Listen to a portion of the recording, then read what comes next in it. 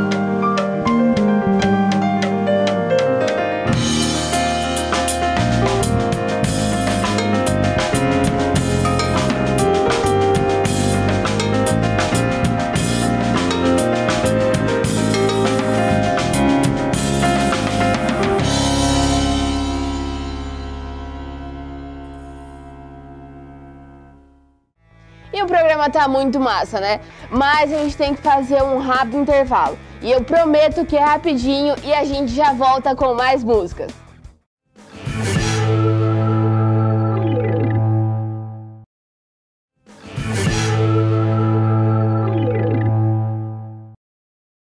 E estamos de volta com o palco. Eu não falei que era rapidinho? Então, como vocês já sabem, neste bloco tem a Gibiteca do Jefferson. Vamos ver o que ele separou pra gente?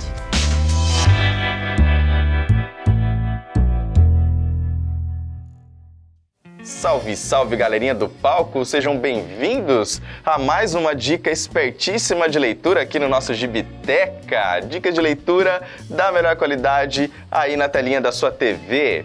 Mês de abril, comemoramos o aniversário de ninguém menos do que o primeiro super-herói das histórias em quadrinhos. Isso mesmo, estou falando do Superman. Como o Superman tem 81 anos de história, adaptada para TV, série, filme, né, todo tipo de mídia possível e imaginável e produtos vendáveis, nós vamos dar uma dica das melhores histórias do Superman. E embora comemoramos aqui nesta edição do programa o aniversário do Superman, as dicas de leitura são sobre as mortes do personagem. Sim, você ouviu corretamente. Estou falando das mortes do Superman. A primeira dica é essa edição aqui, essas histórias, essa edição Superman para o Superman, o que aconteceu ao Homem de Aço, é uma coletânea de histórias do Superman escritas pelo Alan Moore, aquele lá super escritor que fez Watchmen, Monstro do Pântano, Prometia e tantas outras coisas legais aí que a gente já tá careca de saber. Ele traz uma abordagem muito bacana em algumas das histórias do Superman. Nessa edição aqui a gente tem inclusive o encontro do Superman com o Monstro do Pântano, mas o que eu quero destacar é a história aqui da capa, o que aconteceu ao Homem de Aço. Lá nos anos 80, quando surgiu a crise nas Infinitas Terras, já falei dela aqui no programa também, a DC Comics vinha ali remodelando o seu universo e ela, né, com essa história da crise nas Infinitas Terras, ela propunha zerar as histórias dos personagens e recontar as origens desses personagens. E alguns personagens, como o Superman, grande como era, precisava de um final e coube ao Alan Moore criar esse final. Nessa história, ele dá uma revisitada em toda a carreira, em toda a mitologia do Superman. Ele traz todos os personagens coadjuvantes, outros heróis que participaram de grandes histórias com esse personagem e dá um desfecho belíssimo, melancólico, com uma carga dramática assim bem pesada, né? A história traz a Lois Lane cedendo uma entrevista anos depois do sumiço do Homem de Aço, trazendo luz à humanidade sobre o porquê e como se deu o desaparecimento do Superman. É uma história muito bacana, ela traz praticamente todo o elenco de vilões do personagem até então, faz uma homenagem muito bonita à Era Dourada e à Era de Prata do Superman, que compreende ali os anos 30, 40, 50, 60, 70, e deixando as portas abertas para o que viria depois, nos anos 80, após a crise nas Infinitas Terras, com a reinvenção do personagem pelo mestre John Byrne. Além dessa história, que meio que conta aí como seria o fim do Superman nessa fase da Era de Prata, antes desse restart nas histórias dele, a gente tem também uma história do Monstro do Pântano, que é muito bacana, é uma história lindíssima também, onde o Superman ali ele é contaminado por um vírus alienígena e precisa de uma mãozinha do monstrão do pântano para ajudá-lo a passar por isso. Esse vírus alienígena, esse fungo alienígena que contamina o Superman, leva ele a ter diversos delírios e acaba fazendo com que o Superman se torne uma ameaça para a humanidade. E aí é onde entra o Monstro do Pântano, ajudando o Superman a recobrar a razão. A última história dessa revista é para o Homem que Tem Tudo. Essa história, inclusive, ela já foi adaptada naquele desenho da Liga da Justiça. Vocês lembram? Lá teve Liga da Justiça, depois foi expandido para a Liga da Justiça Sem Limites. É uma história muito louca, legal pra caramba, onde no aniversário do Superman, ele é surpreendido com um presente e ele, sem verificar lá com a sua visão de raio-x, acaba sendo pego numa cilada por um dos seus vilões, né? O vilão Mongul, que é esse bichão amarelo que aparece aqui, um dos principais vilões do personagem que espero um dia vermos no cinema.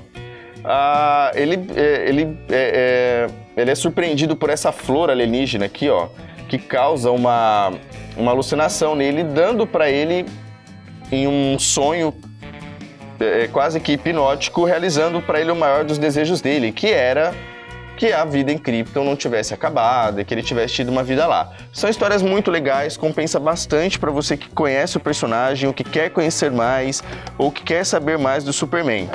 Uma outra história que eu acho muito legal e também traz uma morte para o Superman é uma releitura do Superman feita nessa série aqui, era uma série limitada de 12 edições, chamada Grandes Astros Superman. Essa história também virou filme, tem um filme animado legal pra caramba pra você dar uma olhada, embora eu digo que a história é muito mais completa, escrita por Grant Morrison e ilustrada pelo Frank Kittley. Pra mim, traz uma das obras máximas do Superman até hoje. O Grant Morrison, a gente conhece ele pelas histórias mais psicodélicas, voltadas, com um pezinho de contracultura, mas aqui ele meio que faz uma releitura bem bacana dos anos dourados e da Era de Prata do personagem, trazendo várias referências do Superman que já foram utilizadas aí nesses 81 anos de Superman, traçando paralelos com mitologia grega, mitologia nórdica, muita coisa crivada na religião, principalmente o cristianismo. Inclusive nessa edição aqui, o Superman ele tem meio que o embate definitivo com o Lex Luthor, onde o Lex Luthor finalmente consegue dar um golpe de misericórdia no Superman, condenando ele à morte, né? O Lex Luthor praticamente provoca uma overdose nas células do Superman. A gente que acompanha as HQ sabe que os poderes do Superman funcionam de que forma? As células dele absorvem energia solar e convertem nos poderes que ele tem. A grosso modo, basicamente funciona com isso. O que o Lex faz é provocar uma overdose nessa capacidade de absorção de energia solar do Superman, levando ele a óbito. Ciente de que ele estava para morrer, o Superman inicia uma jornada de realização de 12 trabalhos que ele considera serem essenciais para o bem-estar da humanidade e para a preservação do seu próprio legado. E assim ele parte nessa missão de realizar esses 12 trabalhos, o que traça um paralelo ali com os 12 trabalhos do Hércules, né? Falando um pouquinho desse link que é feito com a mitologia.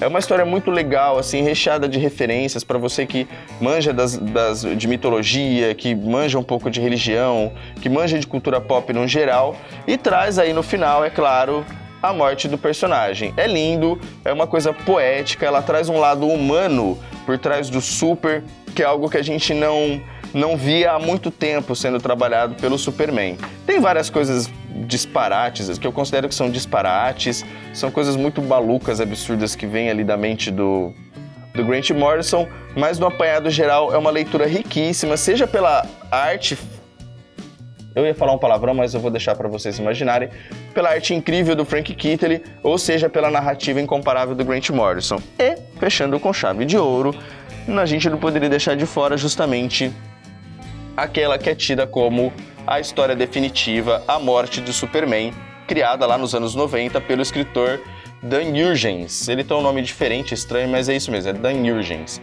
Essa história, ela estava ali nos anos 90, o Superman vinha ter uma queda nas suas vendas visceral e a DC Comics tentando encontrar um meio de projetar o personagem, que é o maior dos personagens das histórias em quadrinhos, inclusive o Superman, diga-se de passagem, o ícone do Superman é uma das poucas marcas a ser reconhecida nos 4 cantos do mundo, né? Essa história é muito legal, assim, ela é de ação irrefreável do começo ao fim. A gente já logo no começo da história é apresentado ao personagem Apocalipse, você já viu ele lá no filme Batman vs Superman. E ele já chega destruindo tudo, arrebentando com tudo, dá um pau na Liga da Justiça e inevitavelmente chega um momento onde ele tem que bater de frente com o Super. E essa destruição vai chegando até Metrópolis, aonde infindavelmente o nosso querido Super tomba morto nos braços de Lois Lane. É uma história dramática, ela não tem aquele apelo tão legal assim de roteiro quanto as outras histórias que eu indiquei ali pelas mãos do Grant Morrison e do Alan Moore, mas é uma história muito rica, assim, ela é muito bacana, ela tem essa carga dramática no que tange a batalha, no que tange essas questões de até onde o Superman é capaz de ir na defesa do seu semelhante. E ela acaba com esse desfecho, é claro, como a própria história diz, a morte do Superman. É claro, a gente sabe que nos quadrinhos ninguém fica morto muito tempo e logo depois o personagem retorna. Essa edição que eu tenho em mãos aqui é uma compilação das histórias que se seguiram aí nos anos 90, né, que trazia a morte do personagem. Na época veio numa edição especial muito bonita, em formatinho, mas agora a Panini relançou ela completaça com a morte do personagem e a sequência de histórias que viria a seguir, né? O funeral do personagem, o funeral para um amigo, né? Que traz o funeral do Superman, como as pessoas e o mundo, os outros super-heróis e as pessoas próximas a ele estão lidando. Tem também o Superman Além da Morte, que tem todo um drama ali do momento até onde o Superman tá lá no limbo, vai pro céu ou não vai, volta ou não volta, e aí de repente tem esse desfecho trazendo 4 novos personagens assumindo serem o Superman, o que leva para uma outra trama. Quem dos 4 personagens é o Superman de verdade? Porque a gente já sabe que ele voltou. É uma história bem legal, é bem alucinante, você tem ela facinho em vídeos aí, já saíram em 2007, saiu um filme meio que contando essa história aqui de forma resumida por cima, sem abordar o retorno do personagem, mas não ficou muito legal, então a DC Comics deu uma nova chance e no ano passado lançou A Morte do Superman, fazendo uma releitura muito mais próxima desse material que a gente tem aqui. Então, encerrando as dicas de hoje, eu deixo essas dicas legais de leitura. Acho que tá aqui o suprassumo do Superman pra gente pegar ali 81 anos de história, é muito difícil, não dá pra gente garimpar muita coisa, mas eu acho que essas dicas de leitura já aquecem o coração de você, que é um grande fã do personagem como eu. É isso, obrigado, desliga a TV, vai ler Superman, caramba. Eu adorei esse top do Homem de Aço, Jefferson, mas eu confesso que eu sou muito mais a Mulher Maravilha. Mas as dicas foram ótimas, como sempre. Bom, o programa está acabando e você já sabe, né? Se quiser entrar em contato com a produção do programa, é só entrar pela nossa página do Facebook. E para encerrar esse programa cheio de jazz, fique agora com a música Vai Brasil! E eu vejo você semana que vem. Tchau, galera!